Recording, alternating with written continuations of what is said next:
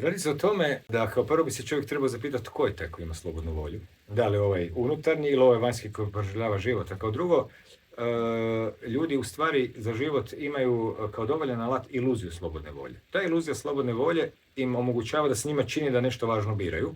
Makar kad pogledaš unatrag svaki izbor, vidio si da nikad nisi mogao izabrati ono nego što si izabrao, zbog brojnih situacija koje su te dobilo da baš to izabereš. Od toga kakav je bio dan, gdje si se rodio, kako si se rodio i tako dalje.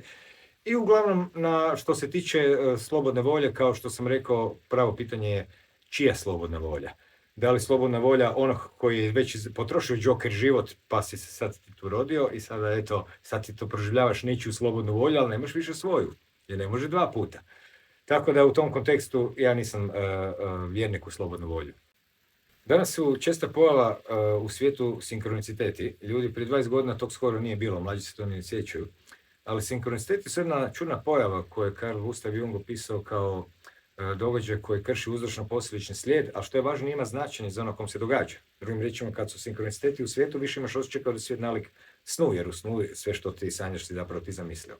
Tako da, iz te perspektive, kada se još dublje sagleda, vidi se da nije sinkronicitet u svijetu, nego je cijeli svijet u sinkronicitetu. Tako da je to jedna nevjerojatno usklađena mreža, tako da je sinkronicitet, ja bih čak rekao, temelj svijeta, a ne jedna neobična egzotična pojava u ljudskim životima, koja nije samo subjektivna, nego postoje i stvarna poklapanja koja se događaju, gdje postoje jednostavno objektivni podaci da su se događalo. Pa, u stvari, jedino što ti može stvoriti smisao života jest entuzijazam. Jer ti ako imaš entuzijazam, onda sve što radiš je sa smislom. I sve ti je smisao. Drugim riječima, kako ćeš stvoriti smisao života? Pa osim što ćeš možda osjetiti što te privlači, što te odbija, bez stanovite količine entuzijazma nećeš svakako daleko stići.